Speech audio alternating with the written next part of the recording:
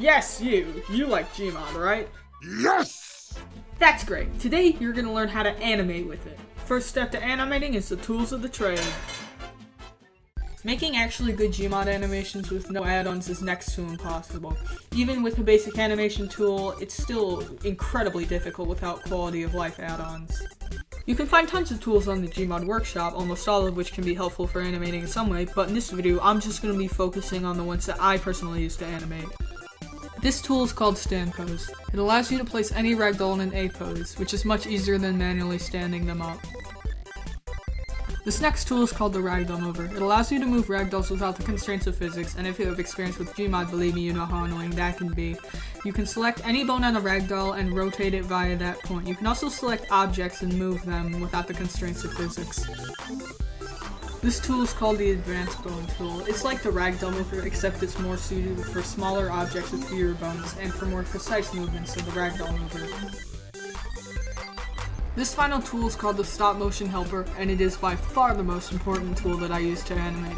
It allows you to record a model's position as keyframes, and allows you to move smoothly between said keyframes. The whole next section will be dedicated to explaining how to use this add-on.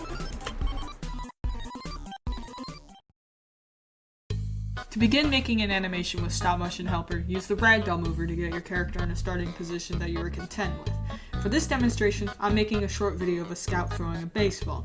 A trick I use a lot while making action animations like this is I perform the action and then mirror that onto the character. For example, while making this, I mimed throwing a baseball to get a feel for what the position should be.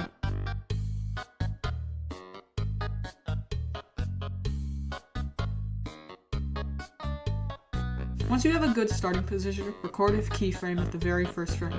If you want a character to stay in the same position for a bit, record 2 keyframes of the same position and put them on different frames.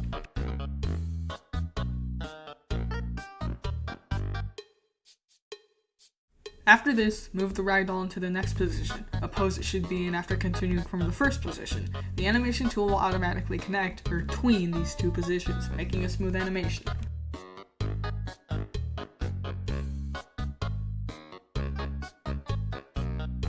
Remember to make keyframes for every position.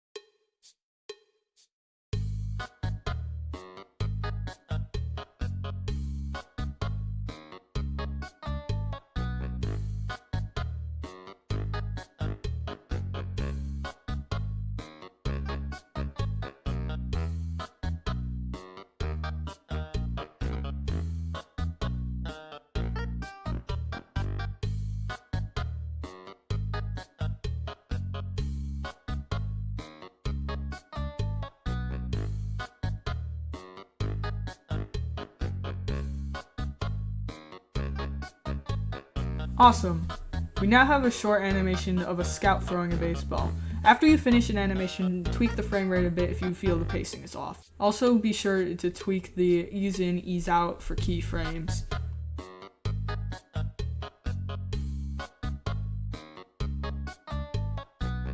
But wait a minute, what about the baseball itself? If you'd like to have a character holding a prop, spawn in the prop that you'd like to use and weld it to their hand after you've made the necessary adjustments to the prop itself.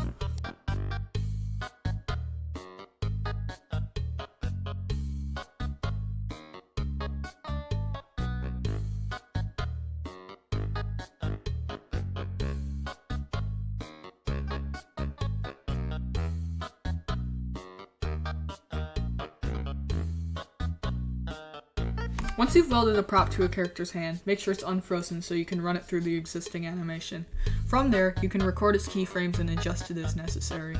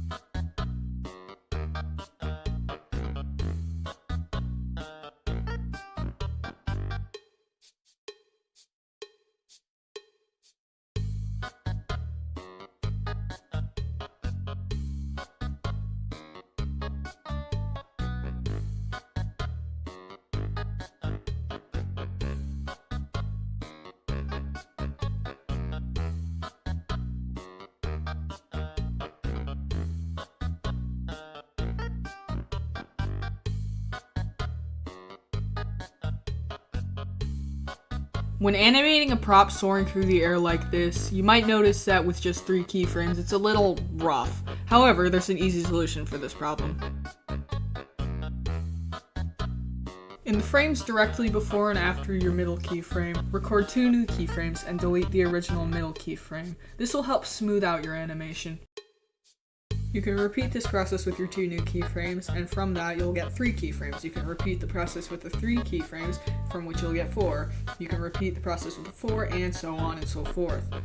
You can repeat this process as much as you'd like, but after a certain point you won't be able to tell much of a difference. Excellent! We now have an animation of a scout throwing a baseball, complete with the baseball.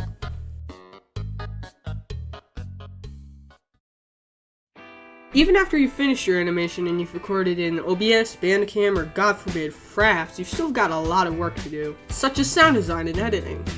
However, this video is long enough as it is, so I'm not going to talk about them. Anyway, keep in mind that this is just a rundown of how I personally make videos. You can animate however you want. I hope you guys all find this tutorial helpful, and thank you so much for watching.